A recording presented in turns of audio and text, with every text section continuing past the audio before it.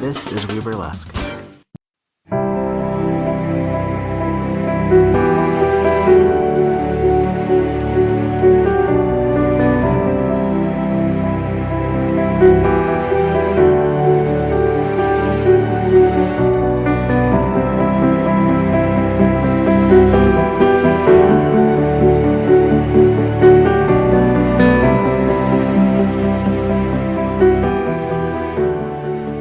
It's just a jump to the left.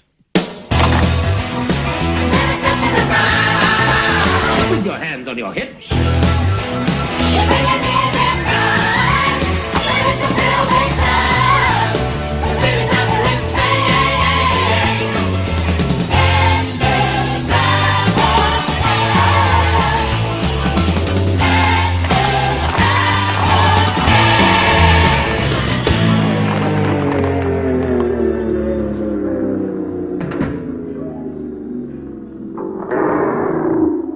This is We Burlesque, the podcast, and this is Passion Project. I'm your host, Viktor Devonne, and I get to talk to individuals who have passions that are very similar to mine, but they were able to manifest them in ways that I can only dream of because I don't know. I just can't get it on the page.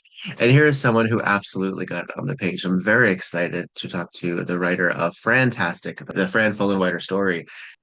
When you were getting this information, and I think if you've noticed that particularly during conversation, I tend to be scattered. I tend to go back and forth and not necessarily I wibbly wobbly. And that is both inherent in how my brain works and also what I've managed to create as a podcaster. But as someone who has to write a book that is about a person and goes largely chronologically, how did you organize even scant information, but how did you develop what story you really wanted to tell using only so much information that you could find, and how did you find it? Well, yeah, a lot. I mean, newspaper articles. I just started at the beginning. I thought, I know it's the typical way to write a biography, just, what happened in each, not decade of a life, but maybe every 15 years or so. Just a lot of research. Looking at old Texan newspapers. And I think once I discovered that she was from a wealthy Texan family, and I think it must have been really conservative, and she doesn't talk about it fondly when she reflects on her time in Texas, like years later. So I thought that's an interesting starting point, that she had from quite a loving family. She was very close to her mum, but her mum died when she was quite young in 1963. She had this really wealthy upbringing, and then the parents divorced.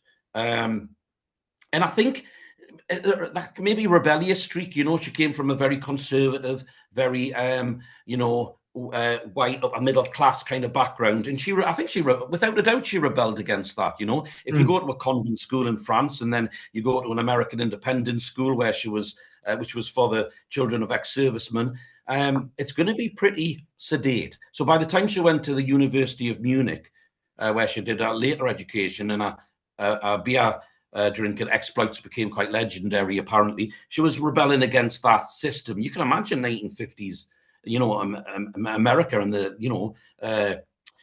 in that time period. So yeah, I just followed the story through research.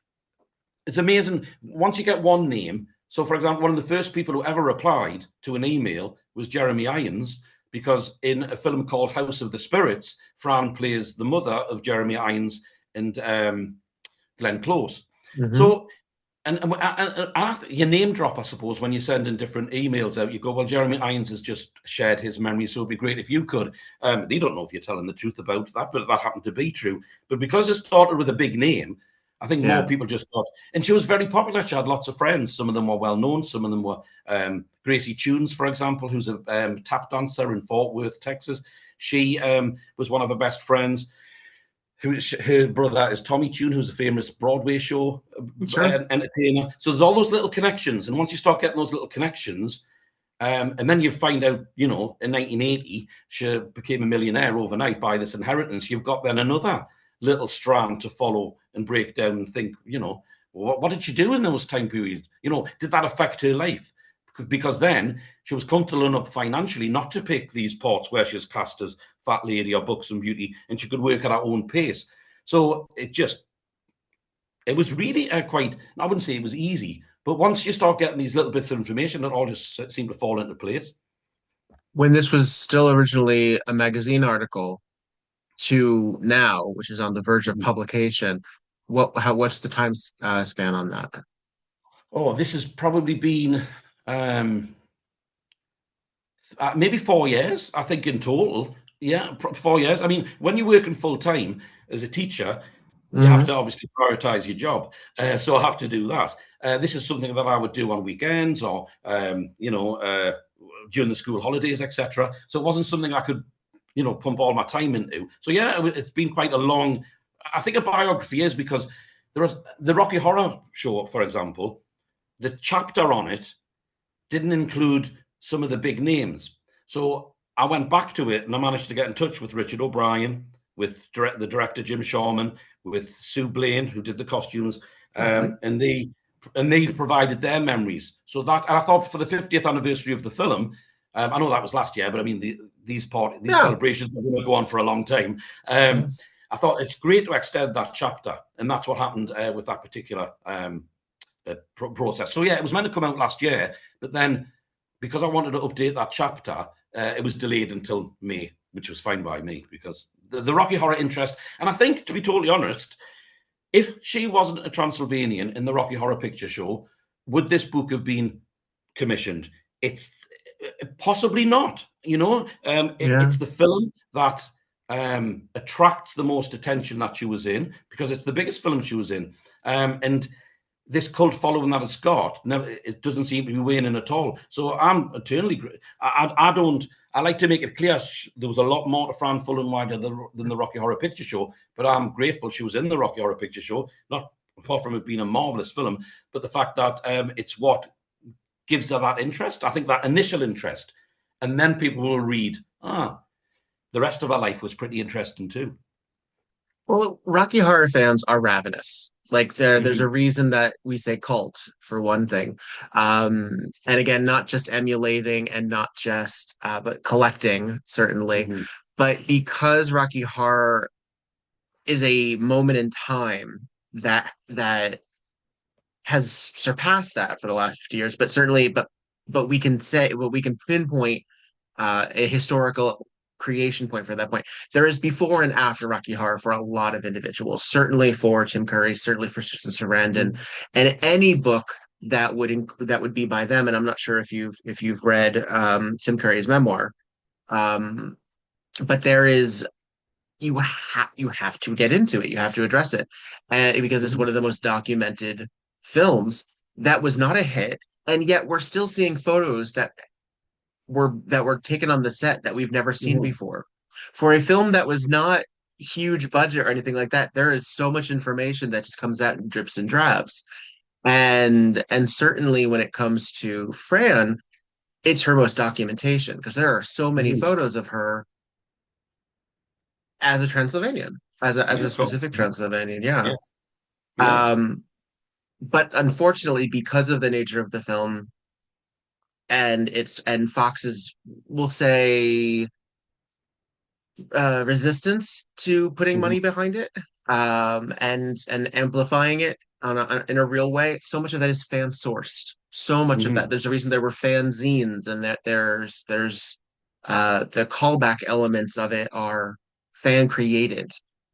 Fans made that Mm-hmm. film Oh, without a become. doubt. Yeah, without a doubt. Yeah. Did Fran acknowledge that at any point? Do you know Yeah, later, that? yeah, yeah. Later on, she did. She didn't. Bizarrely, in this magazine that she wrote for, she wrote a lot about some of the films she was in, like The House of the Spirits, Mhm. which is only in a tiny little bit. She only says, "I'm finished" twice. That's the only dialogue she's got. Um, she wrote a lot about that film, but she never did an article, a big article, which is a real shame about the Rocky Horror Picture Show. I've got one quote from her in the book, which is quite a lengthy quote, which she. I think there's a book called The Rocky Horror Book, which she might have contributed to, and I think the extract that I've got is a variation on that before it was edited down. She does talk very fondly about the film and about the experience. I think had she lived, a little bit longer, she would have been on that convention circuit. I think she wouldn't have missed any of them, because she certainly wasn't a snob about, I mean, some people say that she exaggerated her fame in Italy. A few people have said that, but I would disagree with that.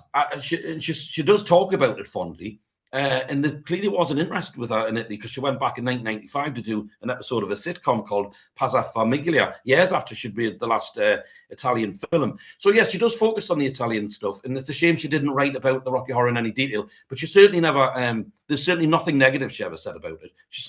She embraced it. I don't think she lived long enough to see it become the. I mean, it seems to become bigger each year. It doesn't seem to be waning in any way, which is really interesting, because some films come in and out of fashion, especially cult films. There'd be a time where Ed Wood would be the big thing, everybody liking bad movies. But with this film, it seems to be growing and growing. And I think, unfortunately, she didn't live to. And I think she would have exploited it something rotten and had an absolutely brilliant time, without a doubt. I think she would have, because she was a big character. She liked, actors like to act. They like the attention. Yeah. They might deny that and say, "Oh, I never watch myself." But actors like attention. Of course they do. Fran would have loved all this attention. She would have loved it. I could imagine her on a chat show just over and over again. I would have loved. Yeah, I would have loved. Yeah. Yes, yeah, and I think she would have been a great guest on TV programs, because especially with the stories, I mean, the things that she talks about, like being a stunt child in westerns as a kid. I don't really think she was, but she said in several interviews that she doubled for adult actors and fell off horses, and she was in Marlon Brando, shot at twice, in Viva Zapata. I don't think that's true, but it's a great anecdote. Who cares? When you're dealing with an unreliable narrator, how do you frame that in a book? Yeah, well, what I do, a lot of the things she said, I will say there's an element of the fantastical here. There's some things I checked. So, for example, she wrote a big article about how she had this death scene in House of the Spirits, and I couldn't verify if that was true or not, because it was the way she wrote it. It was, it was very flamboyant, and the crew were all applauding and everything. But I eventually got in touch with the director of House of the Spirits, Bill August, and he did confirm that she did film a death scene, and it was just cut for time. So not everything she said was, by any stretch of the imagination, a fib or an exaggeration. So some of the things I fact checked, and some of it I'll just leave to the reader.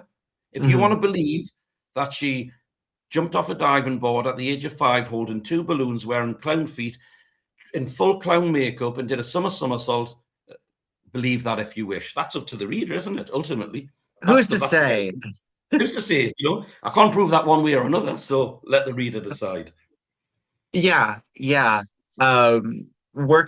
Dealing with folks who we see embellishments, certainly, and also what's really interesting is that memory is a tricky thing. Even people who are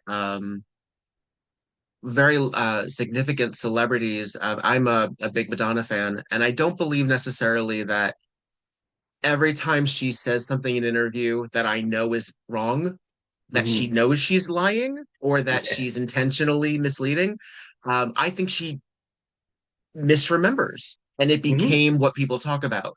And it's as simple as I don't know, like her earring got caught during her Like a Virgin performance and her shoes fell off. If you watch the footage, her shoes are still on. Like, no, that didn't happen. But she said it enough time or that becomes the truth. Like it does happen. I think Fran was also a little bit like that, because she was interviewed a lot, especially in the 1970s, and a lot of the same stories are repeated over and over again. And the change as well. You can tell that, you can see from the first time she mentioned being a stunt child in westerns. By the time she said it in about 1985, well, the story's changed massively, and it's been added to. Because I suppose in interviews somebody said to her, you were a stunt rider in westerns, weren't you? And she'll just go along with that and add to it. She might have been an extra in Viva Zapata, for example. It was filmed in around Texas, in certain towns in Texas. So that's possible. But I'm not sitting through Viva Zapata frame by frame trying to find a 10-year-old Fran Fullenwider. That's impossible. No, so, Where's your dedication, Marcus? Exactly. Um, I remember, so being a fan of Rocky Horror, there's always been content to get because there was a time VH1 had a big anniversary special. They did a behind the music. There was a pop-up video. It's where a lot of great interviews from Patricia Quinn specifically. So they actually got Susan Sarandon to sit down and Mhm, talk. She's a little bit more amenable these days, but for a mhm. while it wasn't, she wanted to talk about Dead Man Walking and Thelma and Louise. When you see this footage in Behind the Music, I distinctly recall it's Gay Brown, who most people know as that orange-haired Yes. Transylvanian, who is just having the best time in all of the Mhm. footage. Um, she mentions Fran by name, and she says she was a big sex symbol in Europe. And she said she has this great smile on her face of such appreciation for this woman. Were you able to find information from any of the other Transylvanians, and how did you work? How did you speak with them to Yeah. relay any? Yeah, good question. There's Christopher Biggins I interviewed. So Christopher Biggins exclusively spoke about his experiences with Fran. Um, Perry Bedden, there's a little quote from Perry Bedden about her, but he didn't know her that well. And Scott Michaels, who wrote From Concept to Cult, he allowed me to use all the quotes where um, Gay Brown or Annabelle Levington are talking about Fran. So you hear from quite a few Transylvanians in the book, courtesy of Scott Michaels. Um, Christopher Biggins, obviously, Jim Sharman, Richard O'Brien, Sue Blaine. But most people, I would say 99% of the people who talked about Fran for the book talked about her really, really positively. Even though our friends recognised the fact that sometimes she exaggerated things a little bit, but that was a tiny part of her, really. They talk about the good friend that she was, the great host that she was, the fact that she had a wonderful sense of humour and how witty and intelligent she was. So yeah, there is a few Transylvanians mentioned. Some of it's archive um, material, if you like, from Scott Michael's book, and then there's Christopher Biggins mainly who talks about her very affectionately, like everybody else.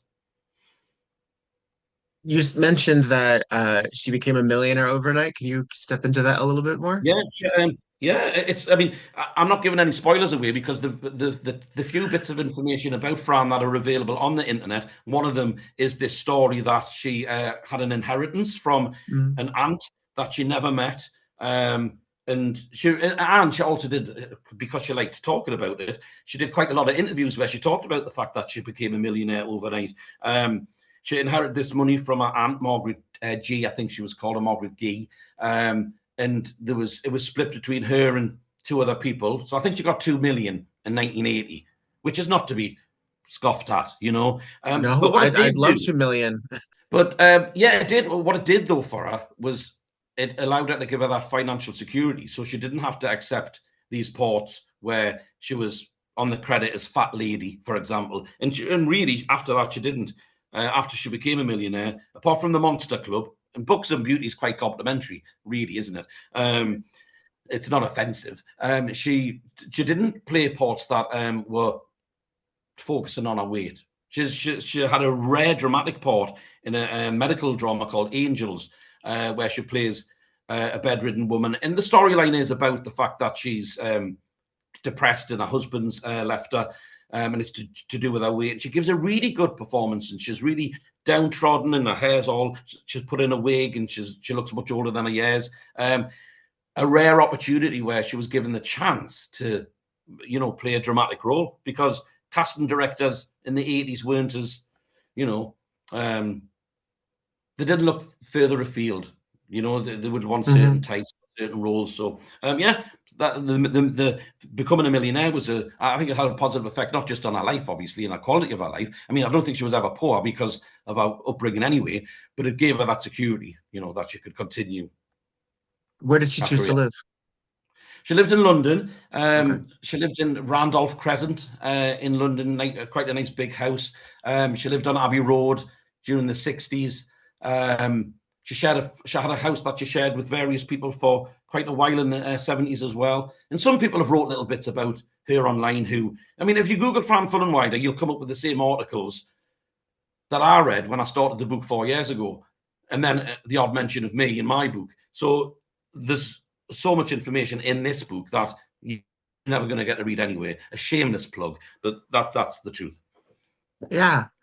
Um, well, obviously she passed very young. She passed at 51, but as Yeah. she was her last major film role was House of the Spirits. And as you mentioned, when she did that drama series, that she was made to look older. I think a lot of people would assume that she was older than she Mm-hmm. actually was. I believe it was heart failure of some variety. Yeah, yes, yeah, it was heart failure, and like a gastral internal bleeding. Mm. She was diabetic, and I think obviously her weight was a huge contributing factor to her death. I mean, by the time she passed away, she was probably at the biggest she'd ever been. I think. If you see her in a really awful, I've got the video cover. If you ever have to sit through it, yeah, she did an episode of Edgar Allan Poe's Tales of Mystery and Suspense, Ah, um, which is so bad that they've spelt the leading actress's name wrong on the credits. oh, fun. Yeah. So in that, which was 1995, she died in 1997. She's probably had her biggest then, although she flew to Croatia to film that. She talks about that in the book from the magazine articles that she wrote. Yeah, obviously the weight was a huge contributing factor to untimely demise. Yeah, 51. And admittedly, I've not seen House of the Spirits, but I've seen footage from it. Mhm. The role required a big woman for the part, right? So Mhm. she was probably hired uh, with that as a factor. Yes. Was that through the a different agency that was still handling unusual people, No, or okay, that would have been that. I think that would have been. This was in what 1994. I think House of the or Spirits yeah, was 1994. She would have been with Susan James, who contributes to the book, who was our agent in London. I did think she mentioned that she met the director at a party, so obviously she made an impression on him. So maybe through her agency, maybe he contacted her agency, and that's how she got the part. But she talks about how she met Bill August at a party, and then yeah, a long story that she wrote about how his ex-wife stayed at her apartment and was one of those guests she couldn't get rid of. It's a really amusing story that she wrote, and I think that's how she got the part. And she filmed that in Portugal. I think that was filmed in Portugal, and I think she had a lot more to do than what was left on screen, definitely, because she did have a death scene. I don't know if the crew all applauded and the director was in tears, like she said. We'll never know. But so she did have, it was a bigger part in the finished film. It's a tiny little scene. It's a strange scene because Glenn Close and Jeremy Irons are having lunch, and she's in the background, and then she shouts weakly, "I'm finished," and they go and change her bedpan, and then they return to eating their meal. So it's a really odd juxtaposition between this brother and sister having a meal and then changing the bedpan of their mother who's just gone to the toilet. It's a odd little scene. I think had the rest of our scenes been kept in the film, it wouldn't have stand out so much because mm. it's like we only see her in that one tiny little bit. So, but apparently it was cut for timing. So I'd love to be able to see the scene where she has a famous death scene, but you know, it might exist there someday if House of the Spirits ever comes out on a special edition.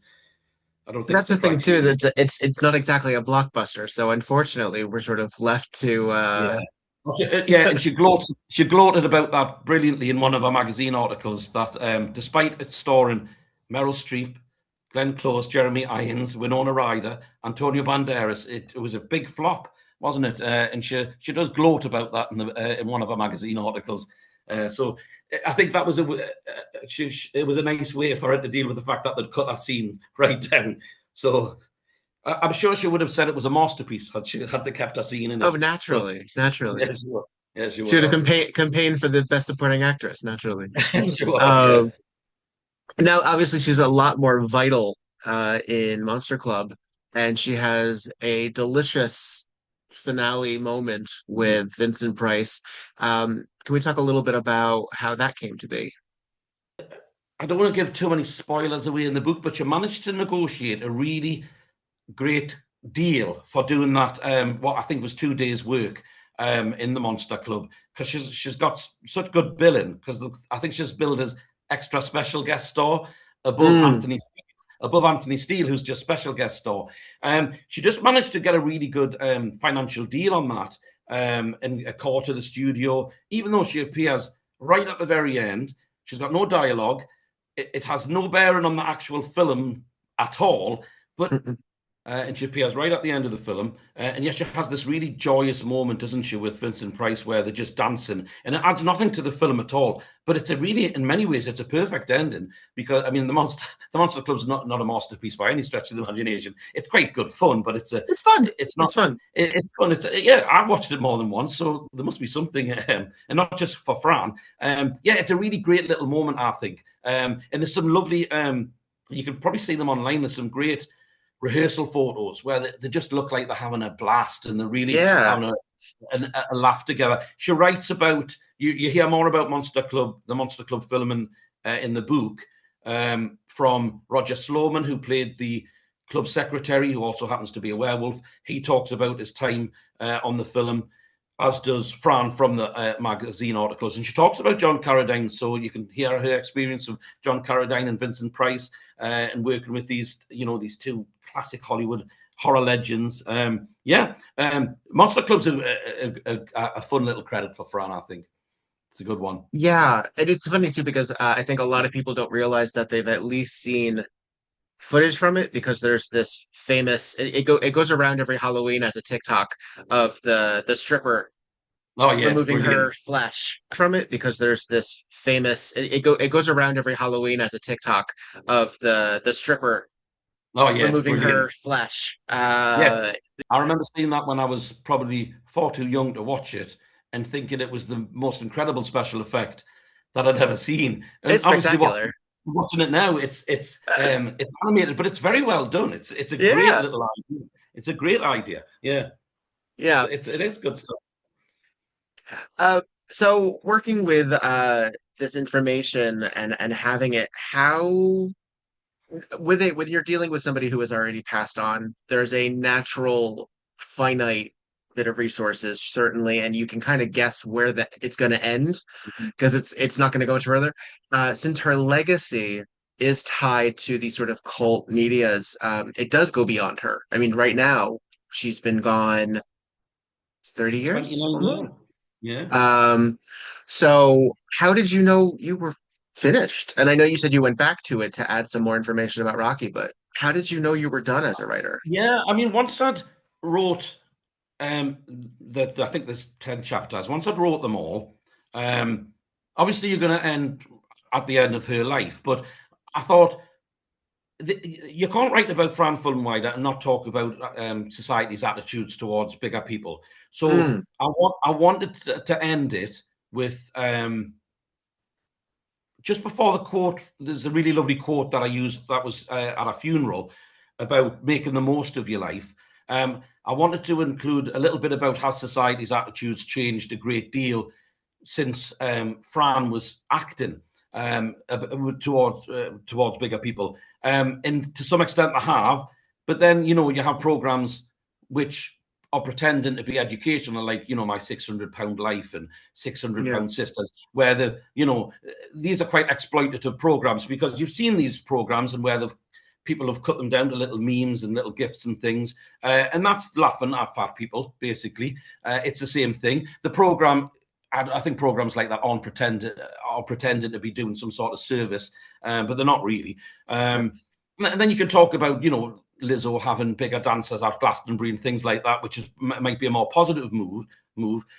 One of the things I got was Janice Shullum Bend, who was the editor of Yes magazine, which was the magazine Fran wrote for plus-sized women. I wanted her to say something as well about does she feel there's been changes and what those changes are. Mm, So that after Fran passes in the book, I talk about that a little bit, and then I think we end with a quote and what her legacy is, through rock. And her legacy is Rocky Horror. I think it would be naive to think it's going to be something else. That is a legacy. But then also, what's a legacy as a person? The people's memories of her, of what she brought to them, and what attributes she had as a person that we can all, aspire to, about not giving a, not caring about what people think about how you look and how beauty is in the eye of the beholder. And yes, they're cliched expressions, but ultimately, that's if we all had that attitude, there would be a bit more kindness in the world.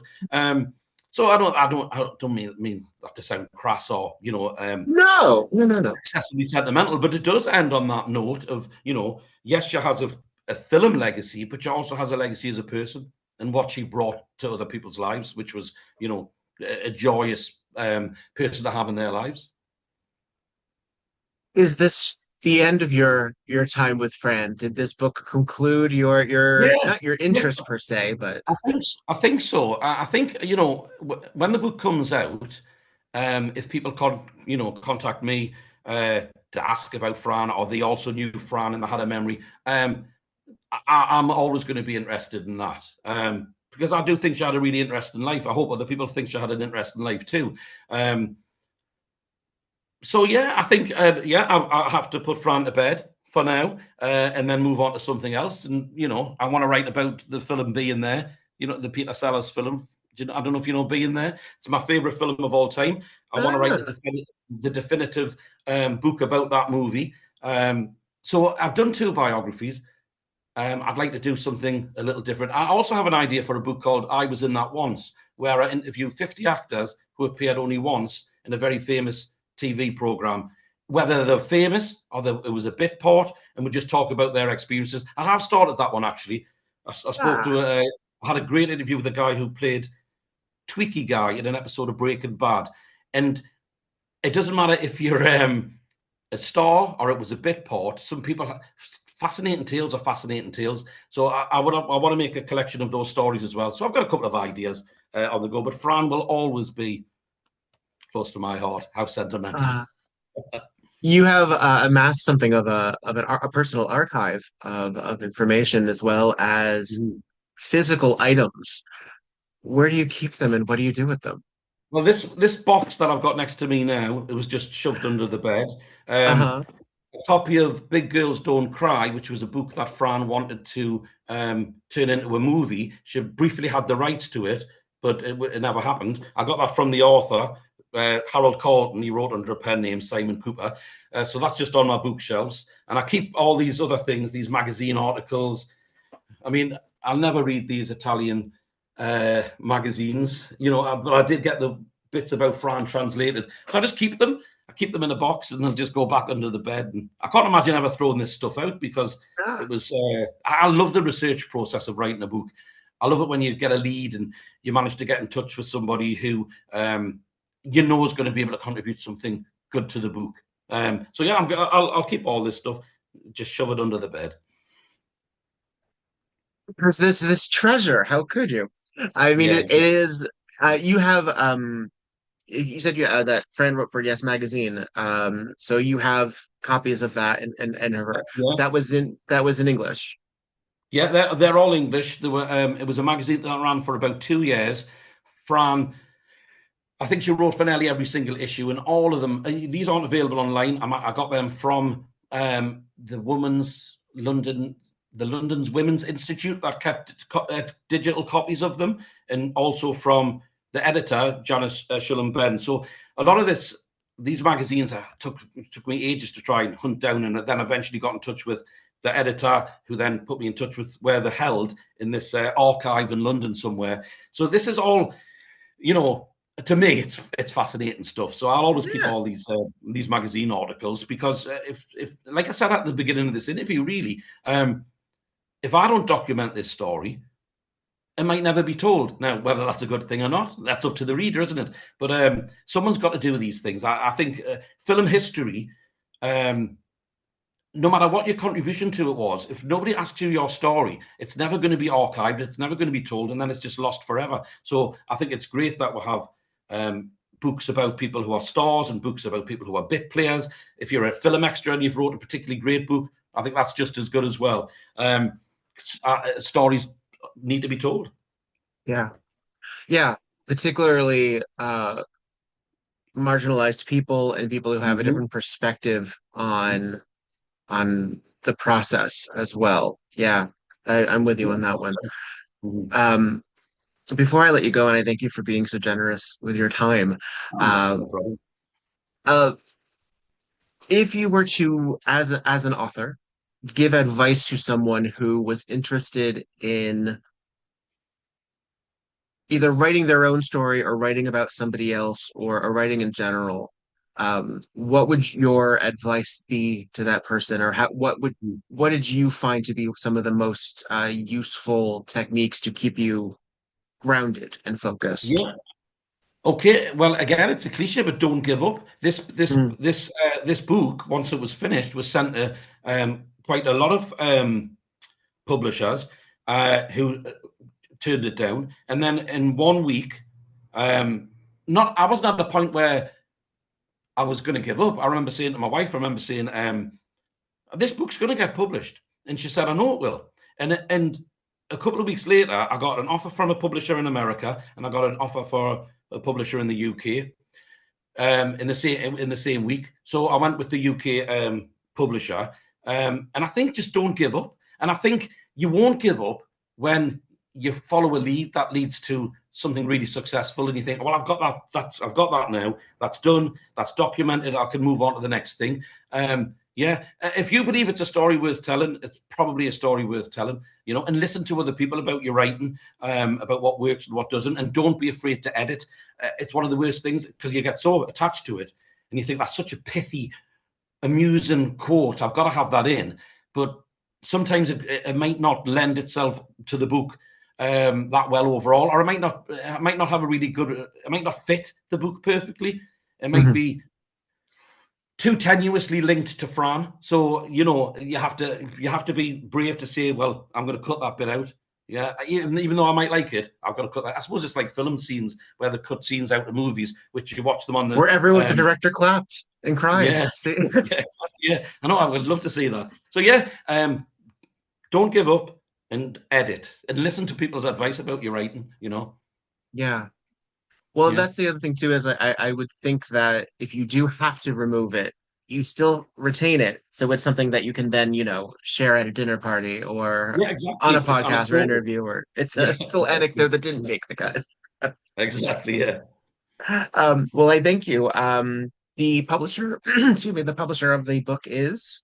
It's Chin Beard Books in association with Oak Tree Books, and it's published on May the 2nd. You'll be able to get it from Amazon or directly from the publisher. I don't know the price yet, though, but I'm sure it'll be very reasonable. Is it a nice hardcover or a You can get sexy slipcover? you can get it's going to be hardback, paperback, and also an ebook as well.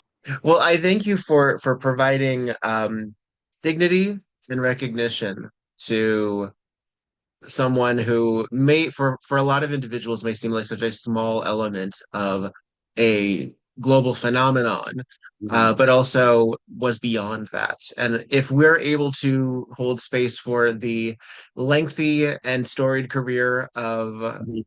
of our icons, by all means, Fran deserves her moment as well. And you got there. You did it. That's Yeah, fantastic. yeah. Thank you very much. Yeah, thank you. Yeah. Yeah, great interview. Thoroughly enjoyed that. Thanks. Oh, thank you. I will include in the footnotes of this episode the ways that people can keep in touch with what you go on. Now, obviously, you have a personal life in addition to being a published Mhm. author. Do you have a place where people can find out more about you as the writer? No, not really. No, I Okay. suppose. No, not really. I don't have a website or anything because I work full time as a teacher. Mm, This is my hobby that I've turned into something bigger than I thought it would be. So no, I mean I'm on Facebook and Twitter and things, but I don't really post a lot to be quite honest. But just if people are interested by the book, let me know what you think. That's all I can ask really. Excellent. Well, if ever you decide you have weeks of nothing else to do and you feel like digitizing that box under your bed, I would love to to see some of it. Okay. Yeah, I mean, maybe a website one day where I Yeah, could put some of the Fran stuff on and people can read it then. Yeah, I can't see any yeah. reason why not. Yeah, You maybe. So got to maybe that's be something. one of the few people in the world who has it. So, Yeah, this is true. Yeah, I yeah, mean, to be probably the world's leading expert on Fran Fullenwider, I suppose that's quite unique. that's something for the resume. Well, or the CV. Yeah. Well, I appreciate your time. Thank you very, very much. I encourage folks to learn more about these bit players and these character actors. Oh, and we have a cat on the screen. Tell me about the Yes. cat. We must give this orange baby some attention. Yeah, isn't he lovely? What's his name? Ox, Oxy. Oh, such a baby. Such a baby. Well, I can't top that. So, folks who are listening, please go to We Burlesque on all of the platforms, VIKTORDEVONNE. You can also find me on patreon.com/We Burlesque if you want to throw some dollar bills to the cause. My guest today was Marcus Heslop, and I thank you so much. Thank you very much, Victor. Thank you. Take care now. You as well. Thank you. Bye now. Bye. Bye.